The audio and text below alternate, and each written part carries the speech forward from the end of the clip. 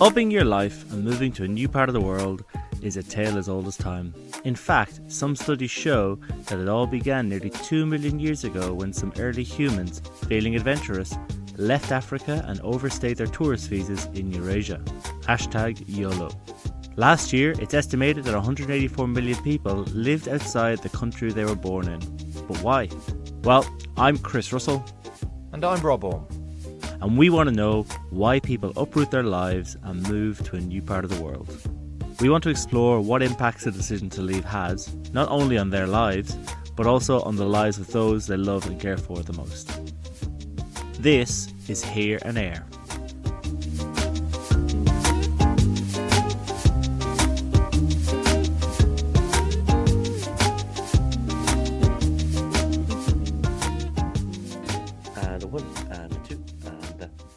Hello, welcome to episode 7 of Here and Eire, a podcast about why we leave. Hello, mate. How are you? Hello, Christopher.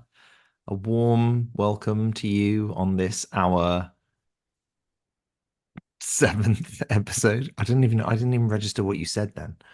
How weird is that? I just said it. I literally just said it. I know. That is worrying, isn't it? I think that's a real sort of, I don't know, turning 40 this year, and I think it's pretty much game over for me. At least you still have your hair.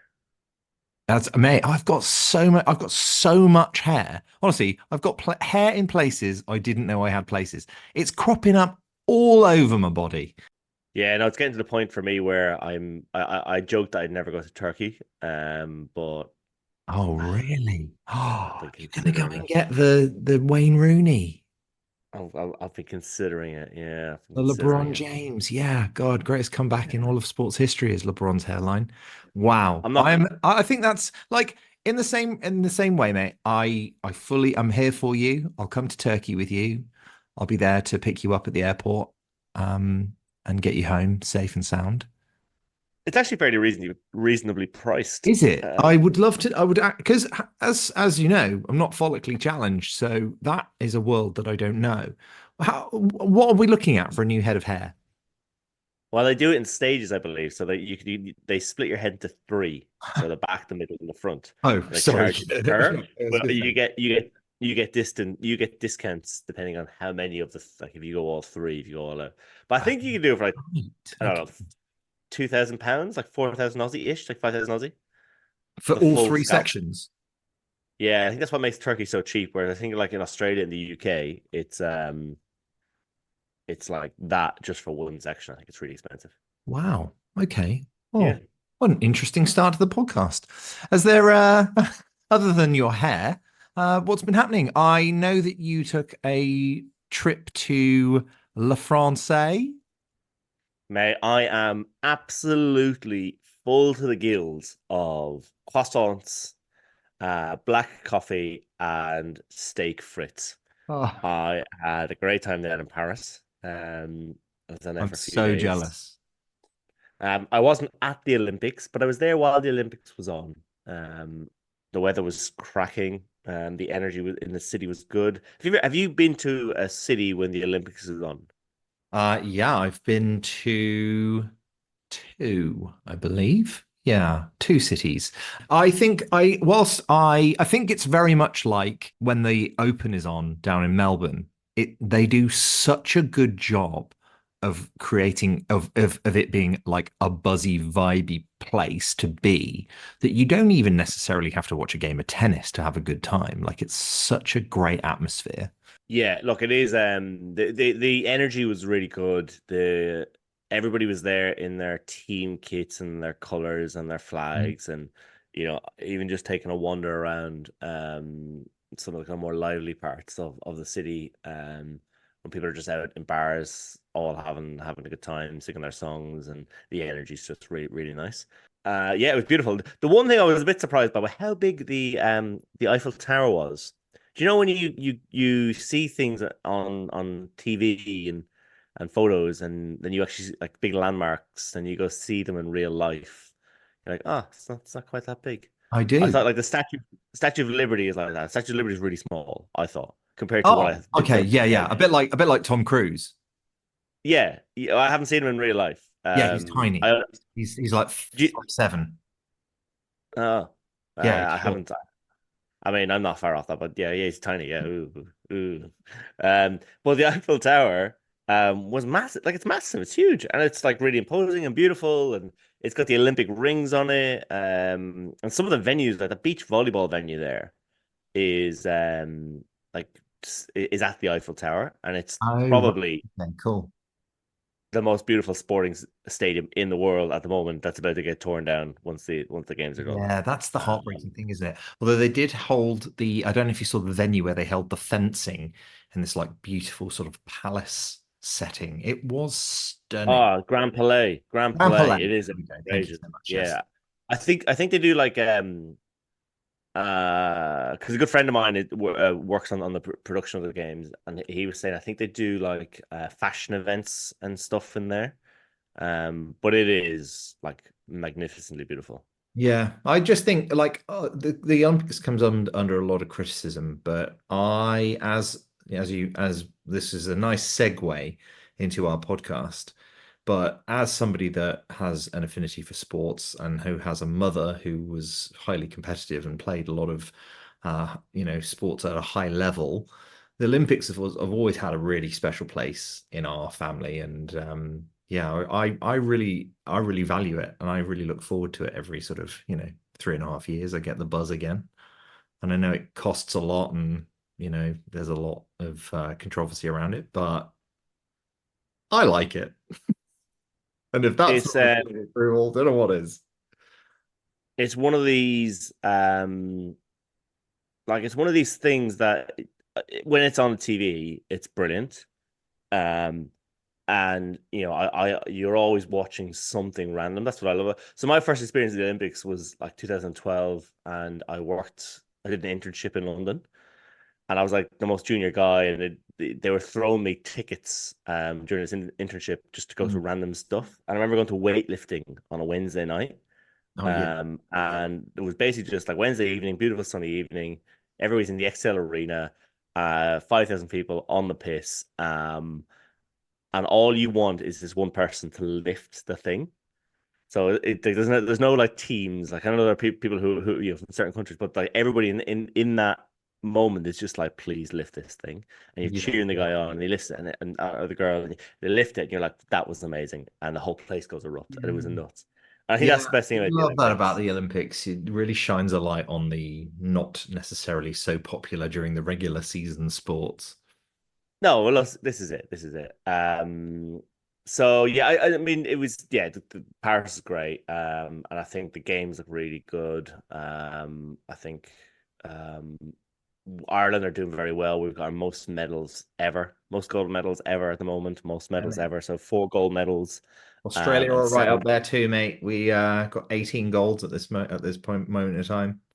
I mean, let's let that's great for Australia. I was just talking about Ireland though. Let us have our moment, okay?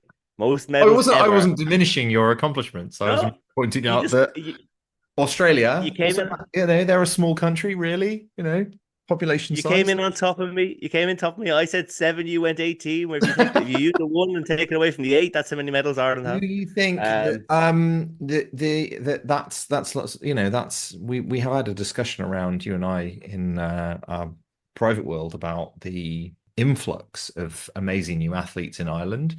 Do you think that that's a sort of a sign of the times, a shift in attitude, perhaps? I don't know. Honest to God, like I have no idea about the investment in these things. We're doing like we did well in boxing, which we always kind of do well in boxing. Of Um, course you do. funnily enough, actually, you Anything have to to do have with six fighting. points. It's actually drunken boxing. You have to have six Yeah, I pints was going to before you. say, Yeah, anything you you can know. do when you're about 12 pints deep is actually, I think that's a pastime, not a sport. We did well in the rowing. A couple of guys who've won medals at a number of games, so that's not unusual. I think the athletics is slightly unusual for us.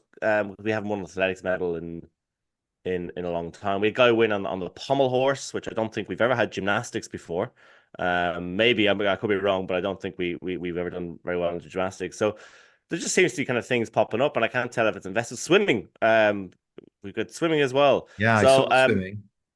Yeah, it's been really, really good. And we got some more hopeful. So, but I think by the time this podcast goes live, the Olympics will be over, and Ireland will hopefully have some more medals to their names. I'm pretty excited about Razidat Adeleke, who is Mm. running in the women's 400 meters final, which I think is tomorrow, maybe, or today. But I'm excited for that. So hopefully she can bring home an extra gold for us, and I'd love us to make double figures. That'd be amazing. That'd be outrageous for our little country, but we'll see. A good Olympics all up though, I think for Team Ireland. So well done to them. Oh, I have to tell you a story, which I think is quite possibly the most Irish thing ever. The two rowers who won gold in Paris, Paula Donovan and Fintan McCarthy. They're from Cork in Ireland. Literally the most kind of Irish thing ever. They got back to Dublin Airport after the Olympics with their medals, with everything, and they were getting they were going back to Cork, and Cork is probably about a 3-4 hour drive from Dublin. And how are they getting back to Cork, you ask? Well, they were just planning on catching the bus down to Cork. I love that. And some guy they met on the plane who was chatting to them was also going to Cork, and he said you can't take the bus, so he gave them a lift home, the two of them. Oh, that's there you go. I'm like, Faith restored in the human race. that's it. Anyway, should we get into the episode? Let's Do you get want to know into this week's episode. It's a special one this week. you'll know who this lady is? I'm very familiar with her, actually. Yes. So mate, this week we are speaking to your mother, to Manel. Ah, she was great. I went down to we prefaced it on the show last week. I went down to the wonderful world of Somerset, to the lovely home. Was welcomed with open arms, absolutely fed, a shocking amount of food, which was fantastic. But as I said, I rolled my way back to London afterwards. Mate, it was a super interesting interview with your mum. We talked everything from her move to the UK as a child, adapting to the UK culture, to her playing hockey, to her getting married, to her having two beautiful babies, one of whom ran to the other side of the world. I found it a fascinating interview, and I think hopefully everybody will enjoy it. Well, I've had a sneak peek, and I have to say there were some really beautiful moments in the interview. I was very touched by not only your questions for Mum, but also her answers. It was actually wonderful to hear because sometimes you don't ask your mum certain things, and it was really interesting and really fascinating to hear her responses. And I know how much value she took away from meeting with you and the pleasure that she had of hosting you. So thank you to you, Christopher, for going down and interviewing her. Anyway, without much further ado, here's my mum.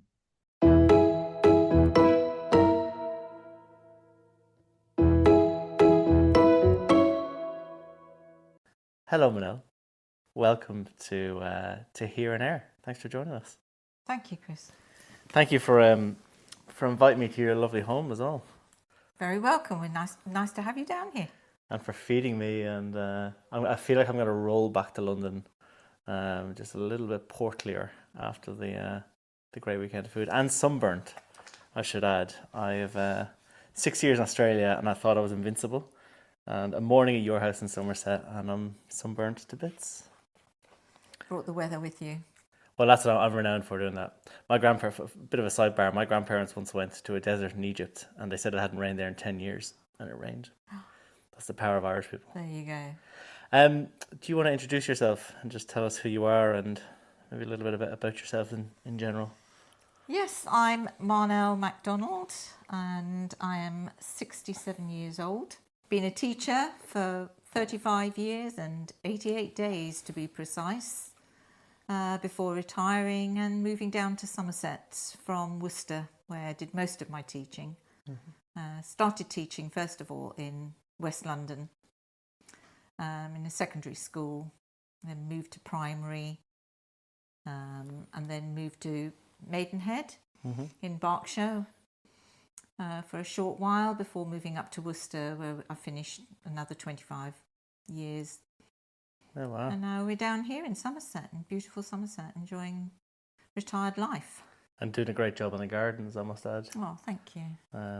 It's a shame that this is the world of audio and no visuals, although I do have a face for radio, because your gardens are brilliant.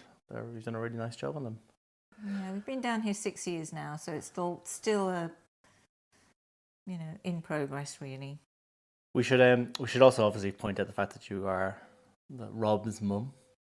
I am indeed. And I've been down here for the first day I came down yesterday on the motorbike, and we had some lunch with your daughter Fiona and Oscar and Teddy, and I've learned some fun things about Rob since I got here.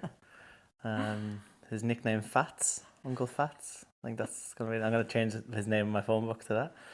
The fact that he apparently has a very flat head at the back. So Fiona says. So obviously that's Fiona, not you. He was a superstar at rugby apparently back in the day. He was indeed. Yeah, an actor, a model. Well, I've learned a huge amount about him, but that's enough about him. We will get to him later on. Okay. We don't want to spend too much time on him. Well, thank you for agreeing to have a chat, because I think there's probably two kind of things that are really interesting about you, that I'd love to explore. One, I think your own journey as moving to the UK and other places, but also your kind of journey in with travel or not with travel, and then on the other side, being the mother of somebody who lives on the other side of the world, and being a parent, and what that must be like. So why don't we take it in that sort of order? Yeah. We were kind of chatting last night, and you were telling me that you were born in Sri Lanka, and then... No, I was born in Mumbai.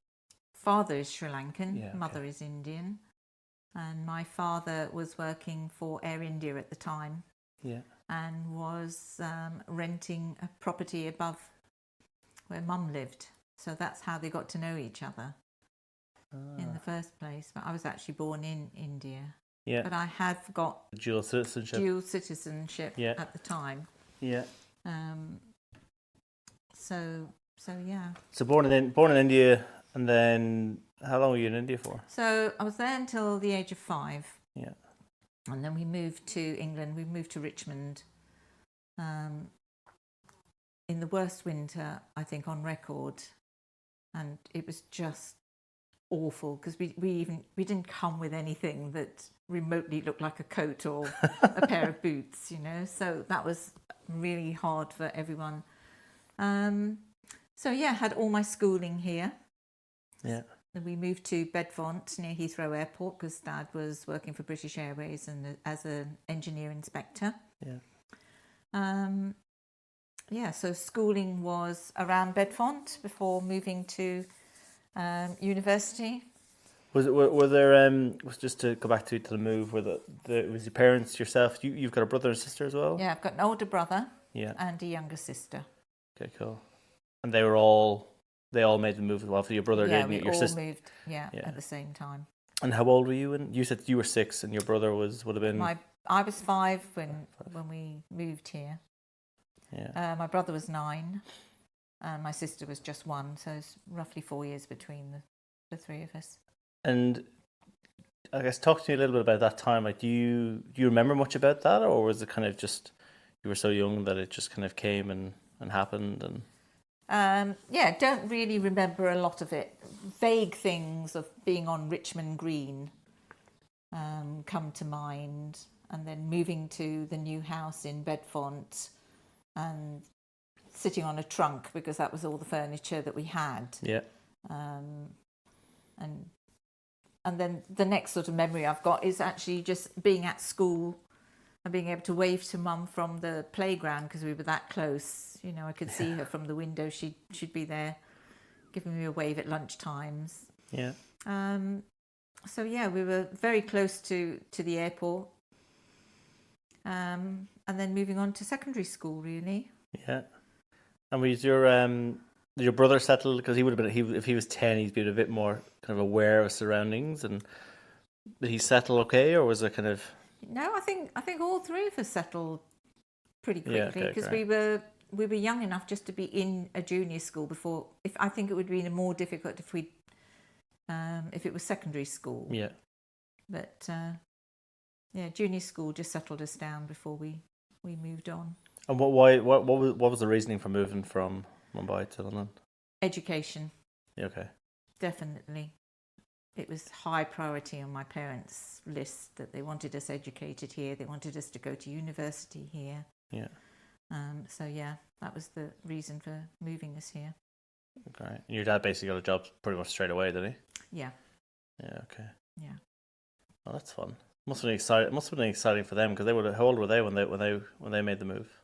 Early 30s, maybe. Yeah, right. And she'd now. I mean, your dad had moved from Sri Lanka to India, but Yeah. was that her first? This was her first move out of the country. Yeah, wow. It was huge for her. And Dad's expectations was really unrealistic as far as Mum was concerned, because he still expected her to wear a sari. Okay. Still expected her to carry on exactly as she had done before, looking after him, looking after the family. Yeah.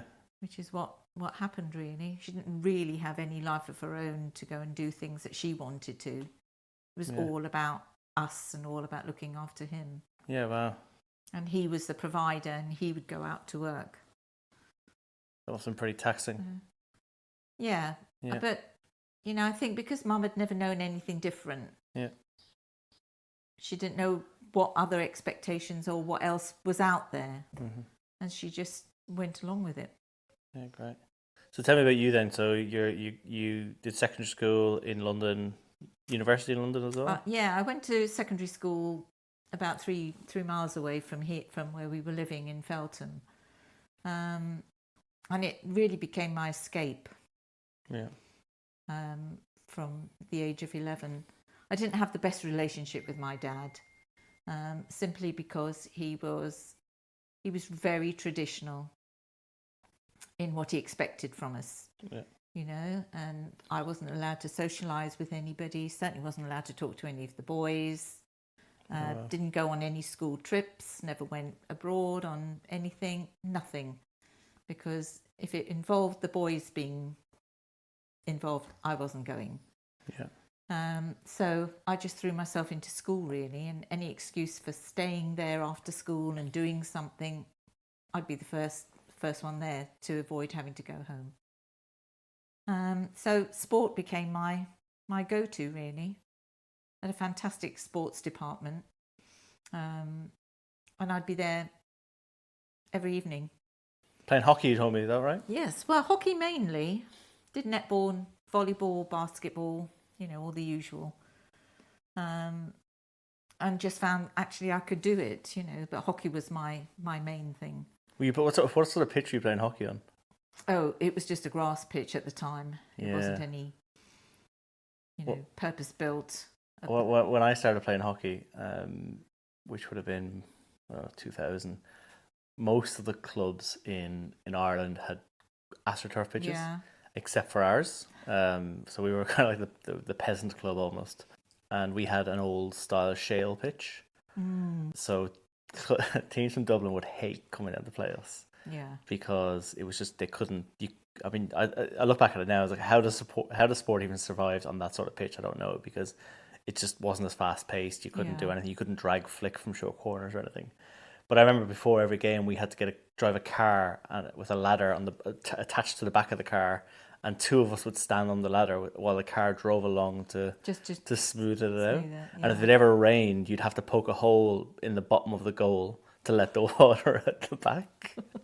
That's a wonder it's a wonder people ever played hockey and that sort of thing. Gosh. And there was one team in Dublin that had AstroTurf pitches, but they had one grass pitch, and they might still do it now. I don't know. But the bottom team always played on the grass just to keep the almost the kind of tradition alive, and it was always kind of a novelty going out and playing on the grass. You played hockey for a while? Yeah, I played county while I was still at school. I continued with it when I went to college as well, and even after I came out of uni, I played for Hounslow Women's Club for about 3 or 4 years after that. Yeah, right. So yeah, quite a good standard. Yeah. Never in the first team. Oh, yeah, Once, I think, but usually in the second team, which was, I felt happy there. And then talk to me after that. Then where did you go to uni? I went to Chelsea College of PE Oh, down fun. in Brighton, which was Not part in of Chelsea. Brighton Uni. No, That's how they get you with the name. Yeah, everyone gets it wrong. Yeah, there were 5 specialist women's PE colleges in the country at the time. Yeah. Elite PE colleges, and to get into one of those was something to say that you actually went there. So to get a place at Chelsea was quite a big thing. And when I arrived there, I thought, I was the bee's knees of, I could play this sport, I could do that, I could do this. Until I got onto a hockey pitch. I think it was about my 3rd day there. And they said, well, does anyone want to just come and have a quick game of hockey? And yeah, I'm up for that. And I got onto this pitch with this group of girls I'd never met before. And I just felt absolutely useless. They were such high standard. There were girls there who played for England. Some of them had been county players for forever, but the standard of play, it just put you in your place, like, whoa. You might have been good at school, but this is a completely different kettle of fish. And everywhere you turn, somebody was, a gymnast for England, or a Jamaican netball player, or a synchro swimmer who competed for Great Britain. It's crazy. Every turn, yeah. A very similar experience happened to me. My first I was at my internship or my job. I can't remember which way it came around, because I did an internship and then I went back to work for that company again when I graduated, and it was a sports marketing agency in London.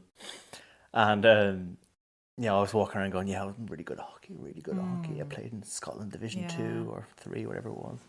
And I got introduced to the MD, and he said, "Oh, you played hockey?" Because I played hockey too. He goes, "What level did you play at?" And I told him, I was like, "Oh, I did this in my uni." And I was like, I asked him, I said, "What level did you play at?" And he goes, "Oh, well, I captained Team GB to the Beijing Olympics in 2008."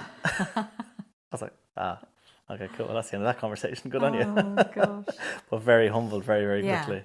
Yeah. Which is not necessarily a bad thing. I think it's always good to know your boundaries. I totally agree. So talk to me then. Tell me what happened after university. You became a teacher. Yeah, after leaving there, I stayed a 4th year, in fact, to do my Bachelor of Education honours degree as well with Brighton University, because we were part of them anyway. Yeah. Came back to London and got a job at Cranford Community School, which was about 2 miles from home, which was the biggest mistake I could have ever made, because it meant that my parents expected me to live at home. Oh. And living back at home was probably another big mistake, because nothing had changed. Still wasn't allowed to go anywhere, see anyone, do anything. And it was a straw that broke the camel's back, basically. But I just knew I had to get out, because I just couldn't carry on like that. Everything I'd ever done in life was never good enough for him, and even being a teacher was never good enough for my dad, because my brother's like a research scientist, my sister is a doctor, and me, I'm just a teacher, and a PE teacher at that. So didn't really quite cut the mustard as far as he was concerned. So nothing changed, and I just literally had to move out. So how old were you when you moved, when this all happened? 22.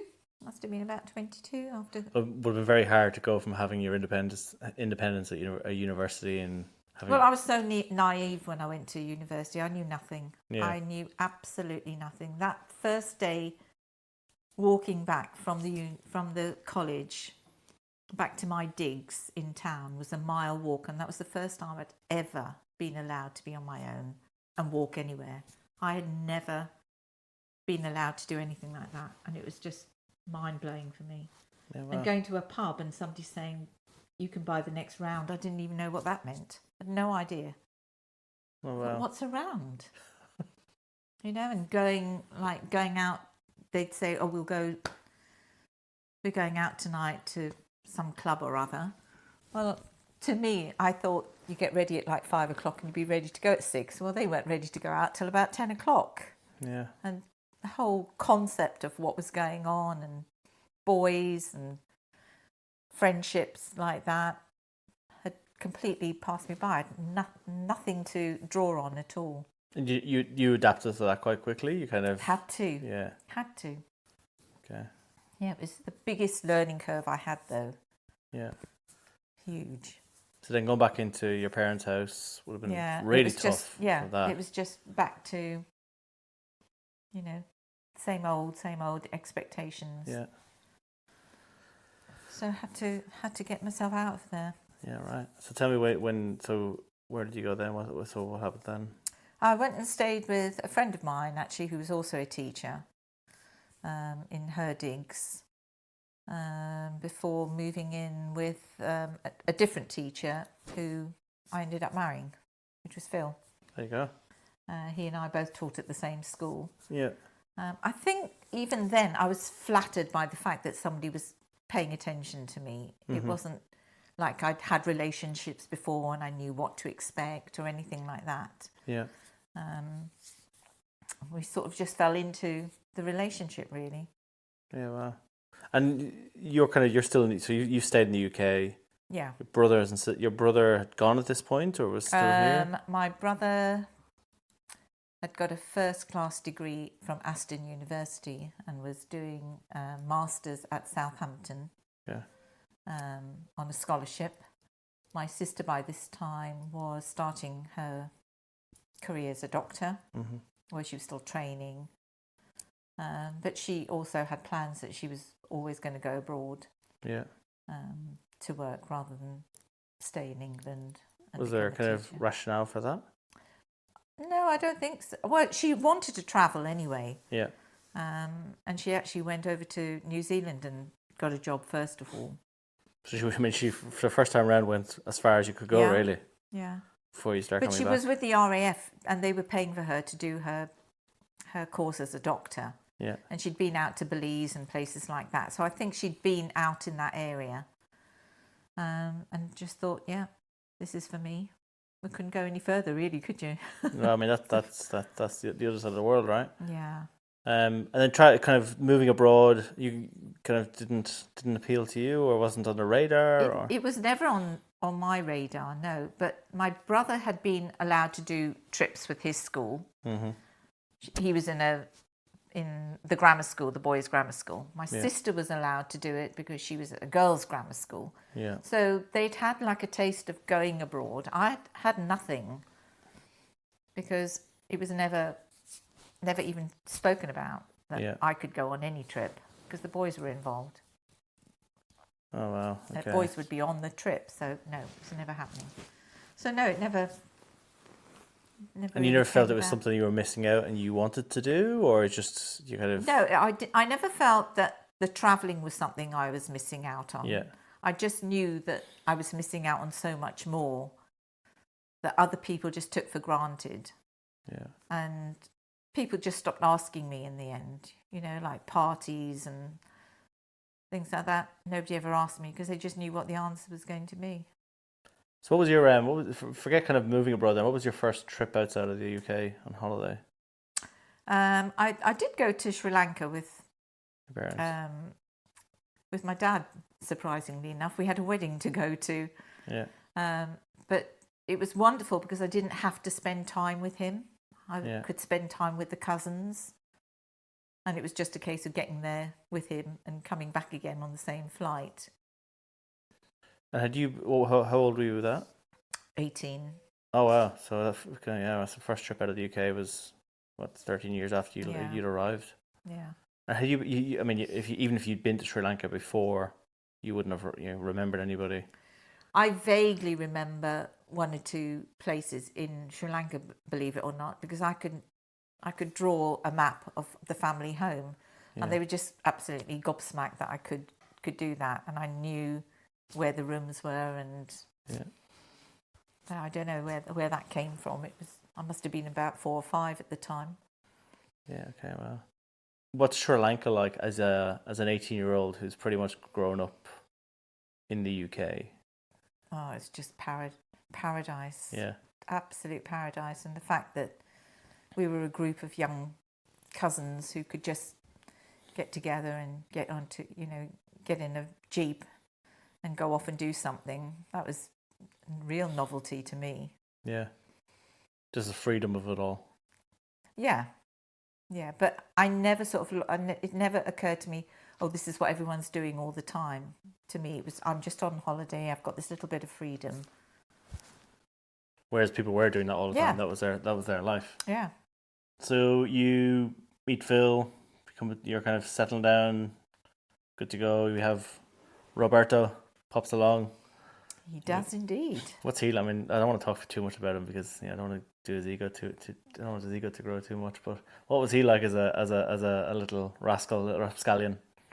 He was just delightful. He was a bright lad. Mm-hmm. You know. I know we're on the podcast, but you can tell the truth.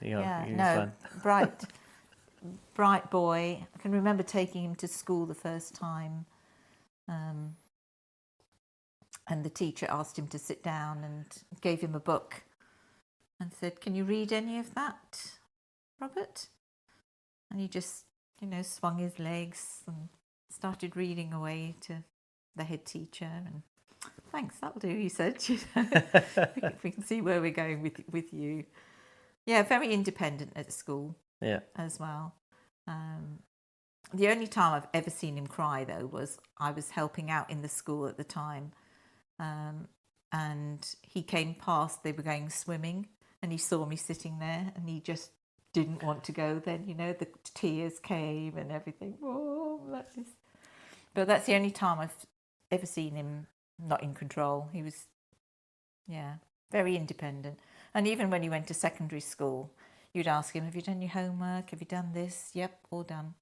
He'd literally just bring himself in, take himself upstairs, go and do it. There was never, ever any issues with getting him to work.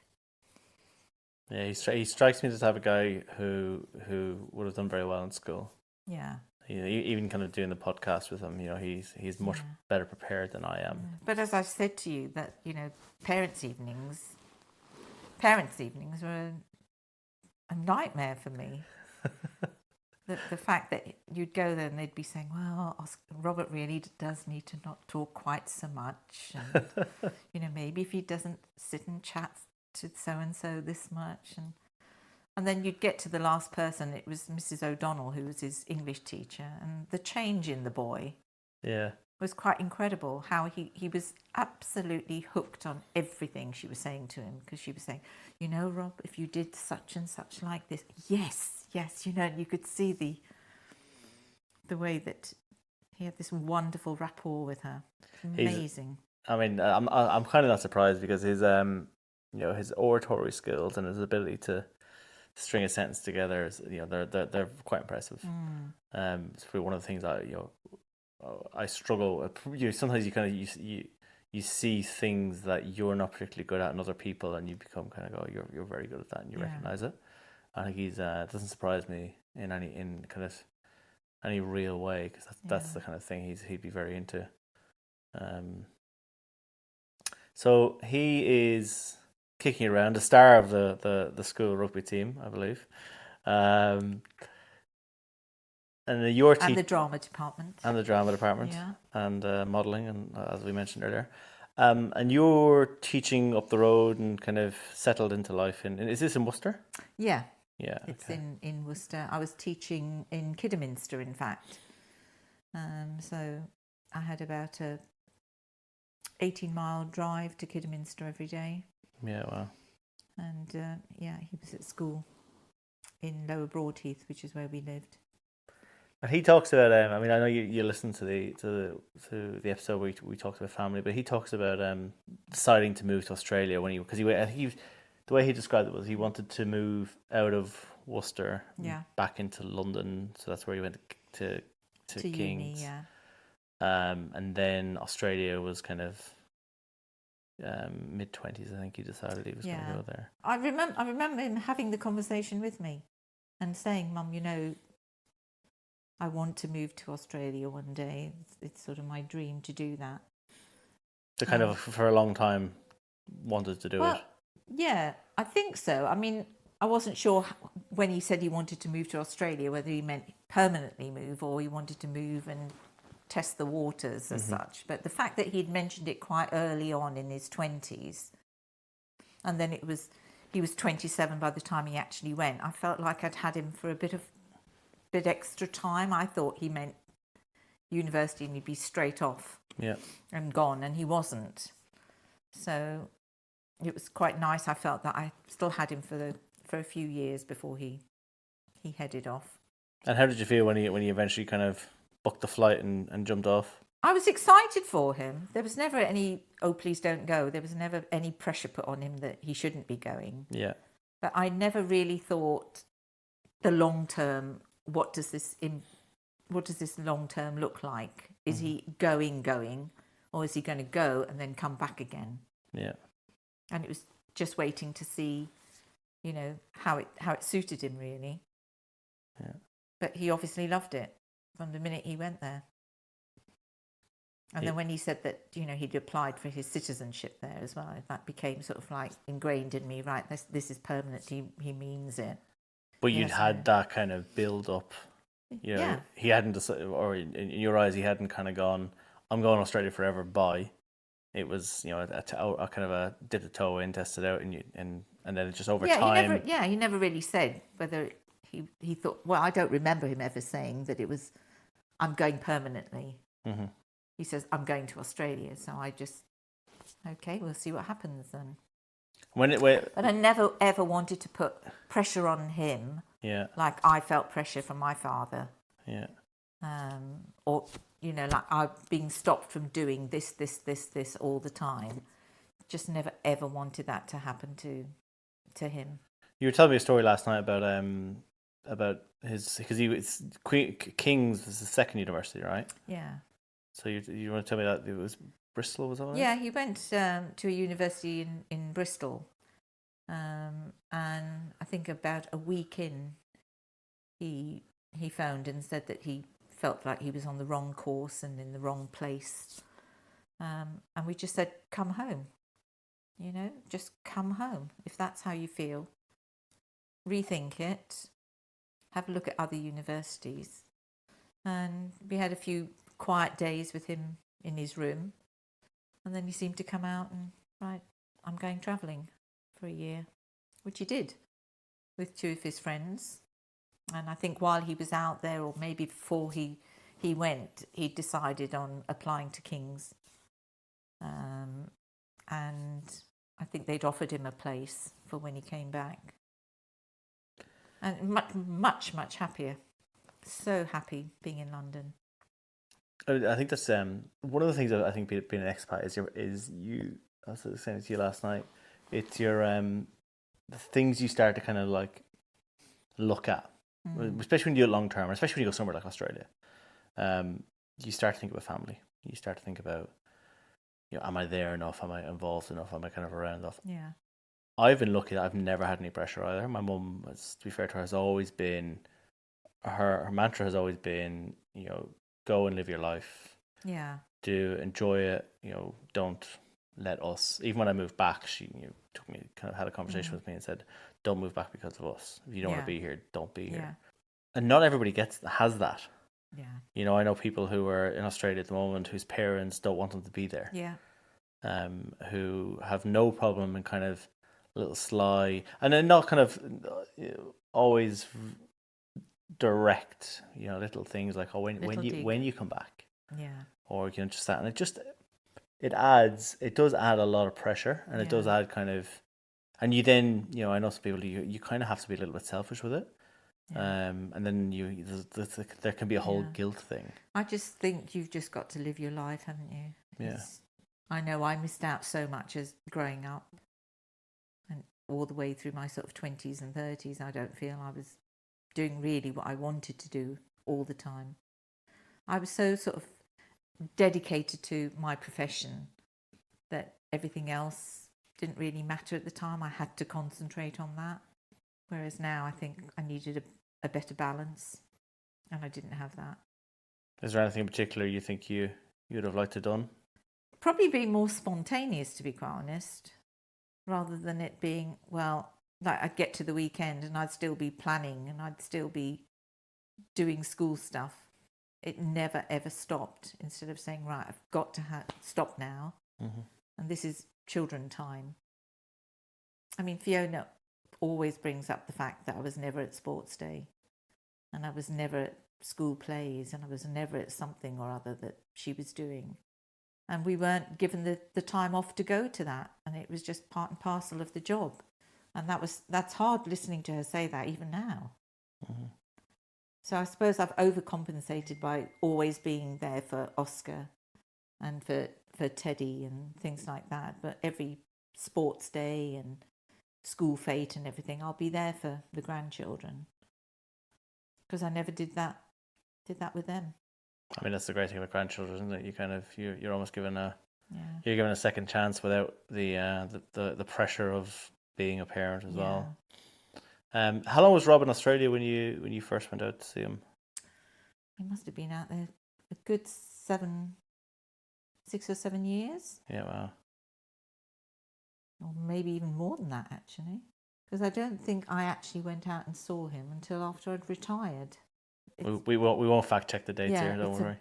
That's a bit of a blur. Yeah. Is there and is what's the kind of because that feels like a long. I say it feels like a long time. I was there for 6 years and none of my family came out, and Yeah. I understand why.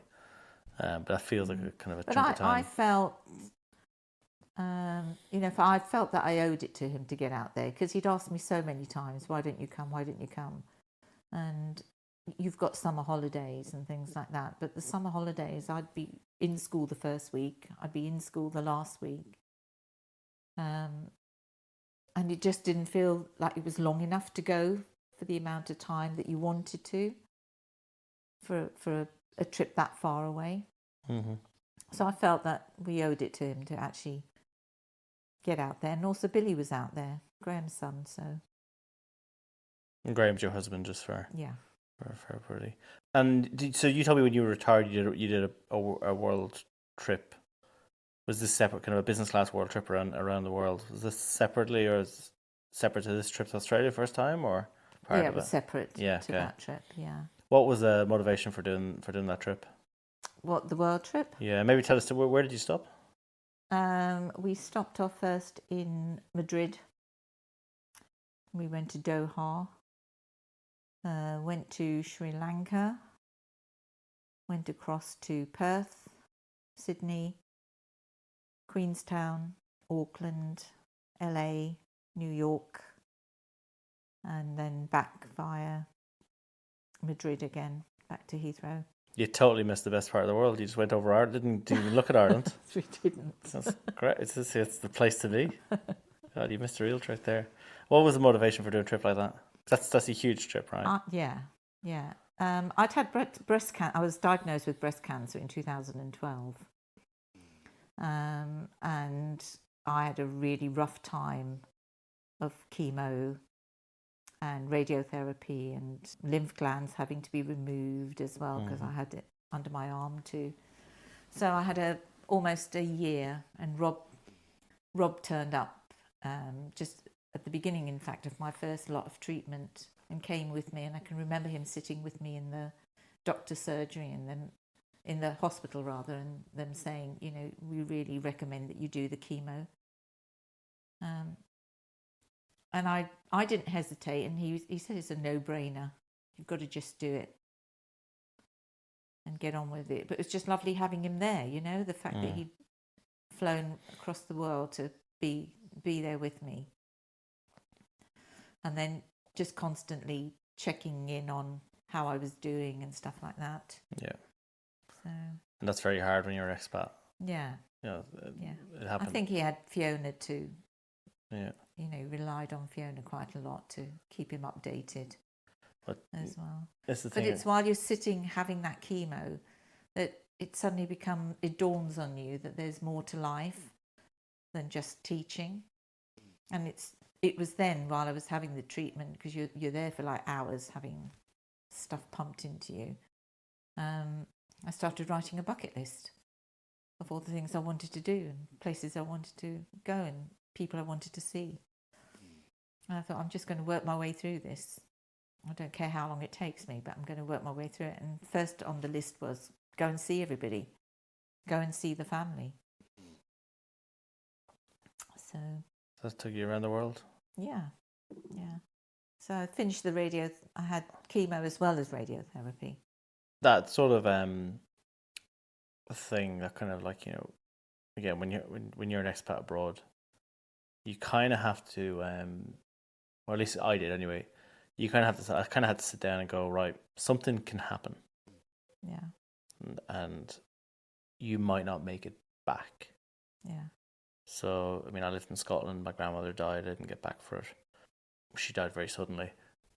My two grandfathers died when I was in Australia, and didn't get back. One was during COVID, so I couldn't come back.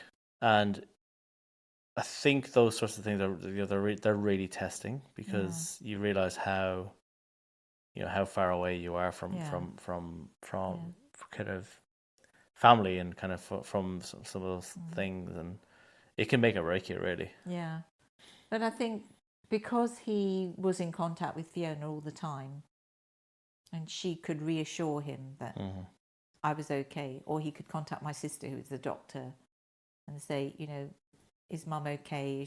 Is what she's having done working, etc. That he at least had that. Yeah, and it's a credit to the relationship that he didn't feel like he actually had to come back, because again, it's just the point I was making earlier. Yeah. Some people will use. Yeah, I didn't even know he was coming back. Yeah, he just appeared in the room, and I just couldn't even believe that he'd done that for me. It was lovely. Tell me about your bucket list. What are the top 5 things on it? One was the trip. Yeah. Second one was to meet Kumar Sangakkara. Oh wow! Who is my absolute cricket idol in Sri Lanka. Wanted to see the Northern Lights. Have you met Kumar? As it happens, I have. Ah, look at you. So the year after my radiotherapy, I went back to Sri Lanka because I just wanted to be there. Just had to be. It's home to me. I'd made so many trips there. Every 2 years, I've always travelled back. And I said to Graham, just need to go home. Just need to be back there after all this treatment. And I was having a ring made. And the lady in the jeweller said to me, why are you having the ring made? So I explained to her about the cancer treatment. And I said, and I made a bucket list. I'd like to meet Kumar Sangakkara. And she said, well, as it happens, I know his wife. No. So I said, really? And she said, yeah, I'll see what I can do. Anyway, I had to go back in to have a fitting done on my ring. And she said, he's in the middle of a test series at the moment with India. But he sent you a signed piece of paper from him, which to me was just amazing that the man had even taken the time to do that. So I contacted one of my cousins and said, you'll never guess what I've got. I've got this signed thing from Kumar, and left it at that. And then about 3 days later, I got a phone call from my cousin. He said, get to the front of the hotel now. I'm coming to pick you up. We're going over to the Taj. And so I said, why? He said, never mind, just be outside. So I was. He bundled me into the car and took me to the Taj Samudra, and he said, they're staying here. The cricket team are staying here.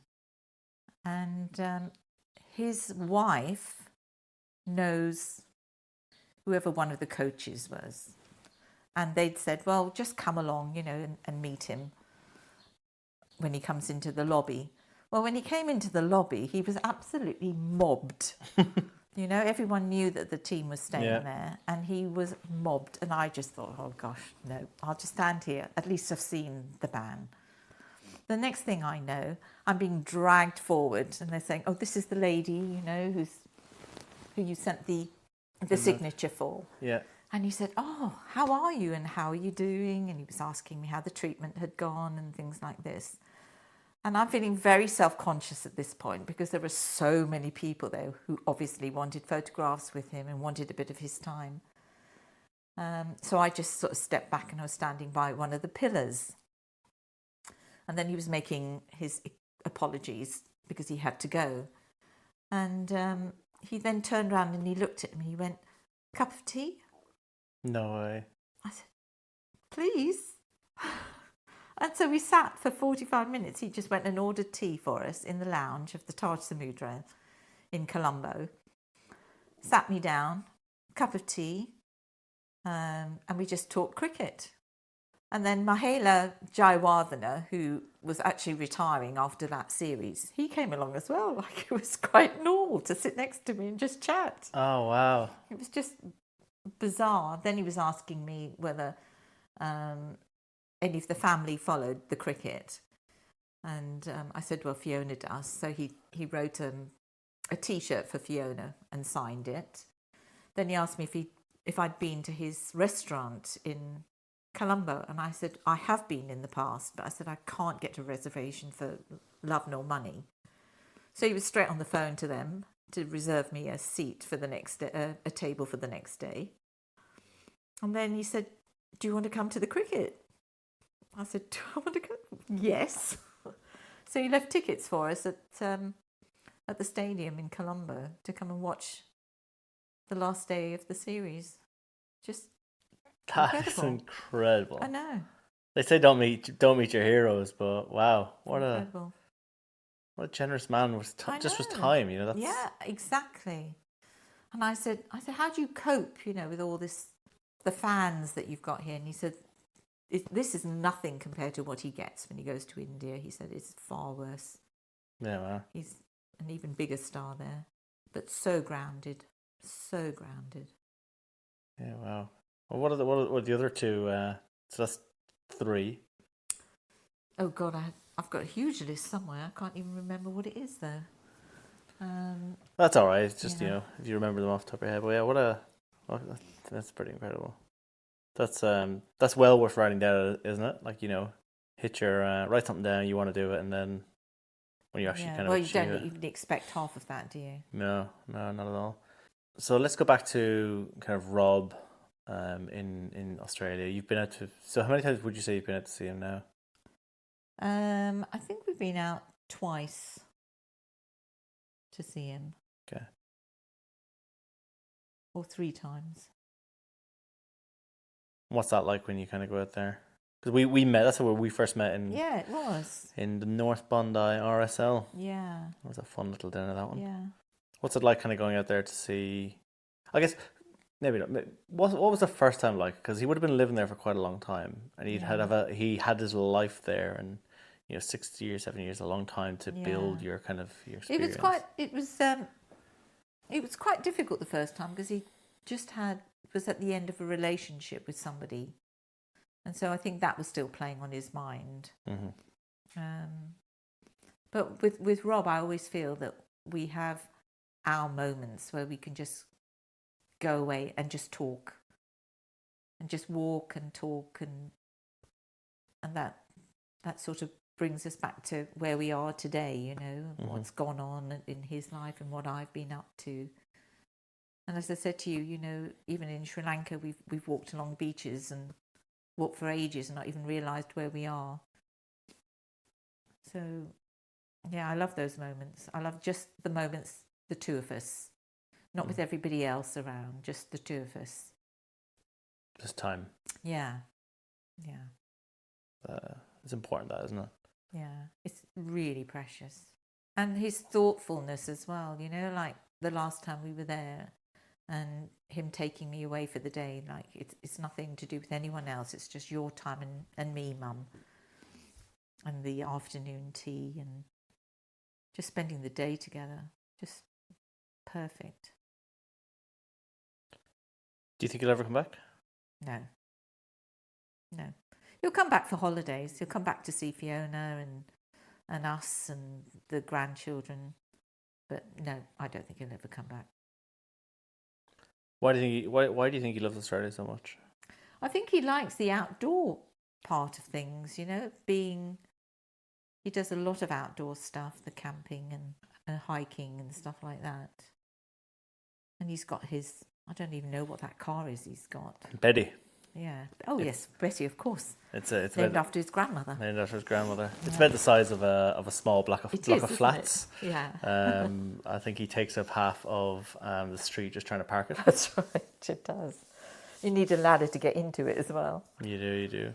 But he's been, the fact that he can off-road and do stuff, important to him. Yeah, I mean, I think it's the same. I think it doesn't stop me worrying, I have to admit. And I'd rather not know sometimes when he says that he's doing something. Yeah. It's like when he went on his gap year. I'm just so glad I didn't know he was doing the bungee jumping in New Zealand until after he'd done it. Yeah. It would just have freaked me out. Because I worry if I know. If I don't know, I can't worry, can I? So that is a very motherly thing to say. My mother once told me that my mother worries about everything and anything. Yeah.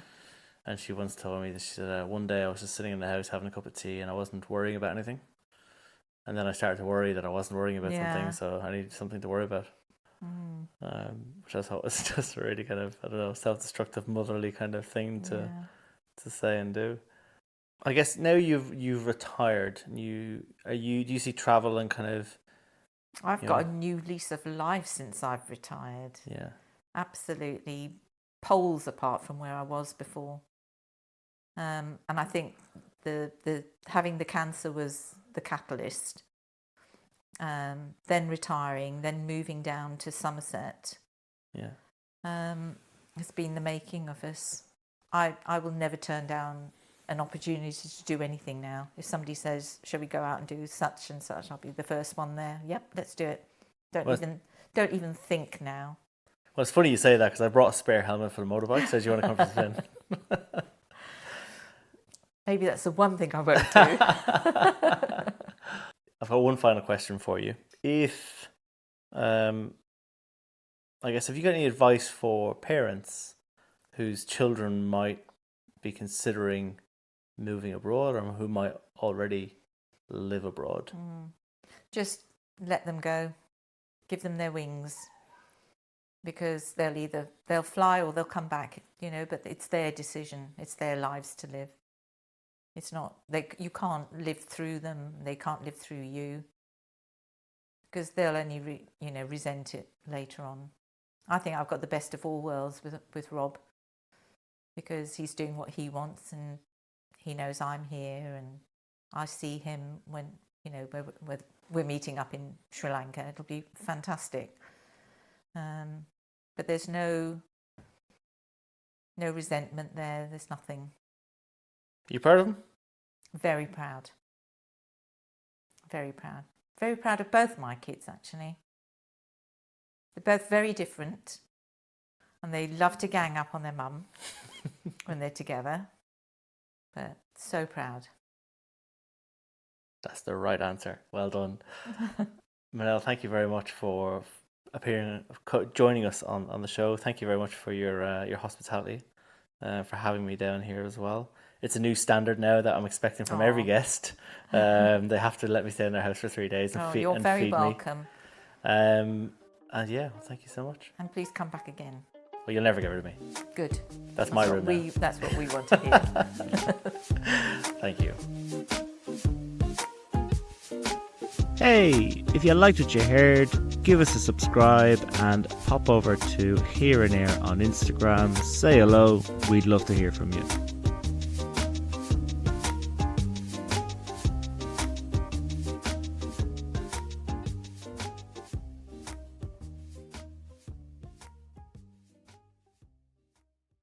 Boom. We're done.